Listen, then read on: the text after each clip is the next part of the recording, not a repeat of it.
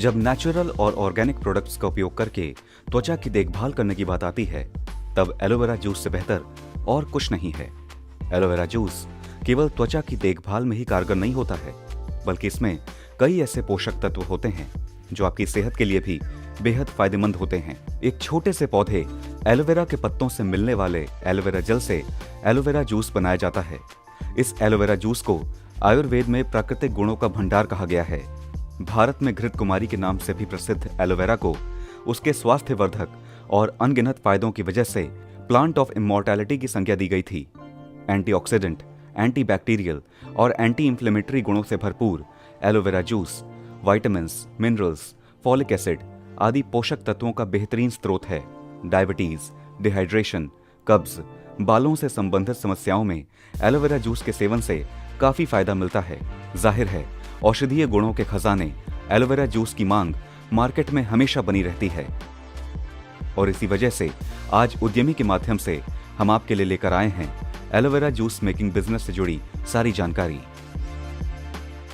Raw material.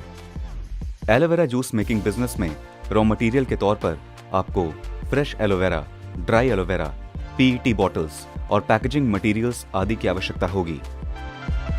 Machines and equipment.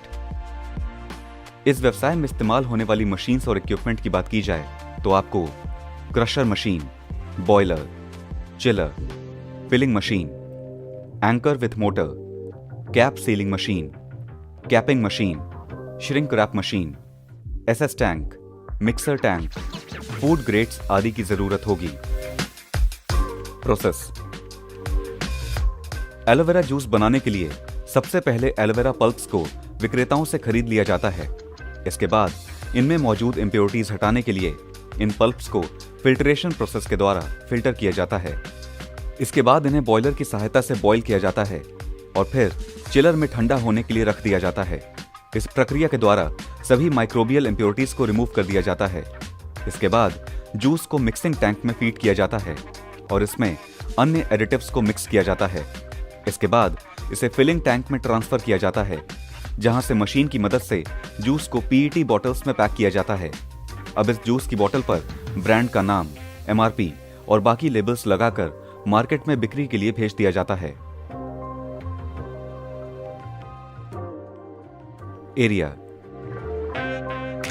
इस व्यवसाय को स्थापित करने के लिए आपको तकरीबन 1000 से 1500 स्क्वायर फीट एरिया की जरूरत होगी। Man power. Aloe vera juice making business के लिए आपको लगभग 6 से 8 कारीगरों की जरूरत होगी। Power load connection.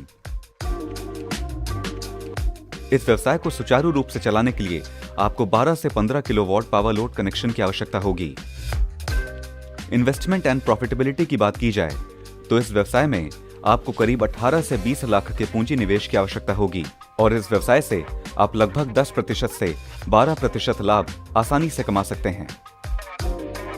Licences and schemes. किसी भी व्यवसाय को शुरू करने के लिए सरकारी अनुमति की आवश्यकता होती है, जो लाइसेंस के रूप में मिलती है। इस व्यवसाय के लिए जरूरी लाइसेंसेस हैं जीएसटी, उद्यम, एफएसएसएआई, आईएसओ आदि। इसके अलावा इस व्यवसाय को शुरू करने के लिए आप केंद्र और राज्य सरकारों द्वारा चलाई जा रही अन्य सब्सिडी और अनुदान योजनाओं का लाभ भी उठा सकते हैं। अगर आपके पास व्यवसाय शुरू करने के लिए निवेश की कमी है तो आप सरकार द्वारा चलाई गई पीएमईजीपी योजना का लाभ उठा सकते हैं। इस योजना के अंतर्गत 10 लाख से लेकर 25 लाख रुपए तक के लोन का प्रावधान है और साथ ही आपके वर्ग के अनुसार सब्सिडी भी प्रदान की जाएगी। इस योजना का लाभ उठाकर आप अपना खुद का व्यवसाय शुरू कर सकते हैं। इस योजना के माध्यम से बेरोजगारी दर में गिरावट आएगी और देश के नागरिक आत्मनिर्भर बनेंगे। तो आज हमने आपको एलोवेरा जूस मेकिंग बिजनेस से जुड़ी सभी जरूरी जानकारियों से अवगत कराया। अगर आप भी अपना व्यवसाय शुरू करना चाहते हैं तो एलोवेरा जूस मेकिंग बिजनेस आपके लिए एक लाभदायक व्यवसाय सिद्ध हो सकता है। आपके बेहतर भविष्य और आत्मनिर्भर भारत के लक्ष्य की प्राप्ति के लिए प्रयासरत उद्यमी हमेशा आपके लिए नए नए व्यवसाय की जानकारी लाता रहता है। अपने व्यवसाय से संबंधित किसी भी समस्या के हल के लिए आप हमसे संपर्क कर सकते हैं। सब्सक्राइब करें हमारे चैनल उद्यमी इंडिया को। साथ ही आप अपने सवालों के जवाब जानने के लिए हमारे हेल्पलाइन नंबर्स 7526 000 333 या 7526 000 पर कॉल कर सकते हैं।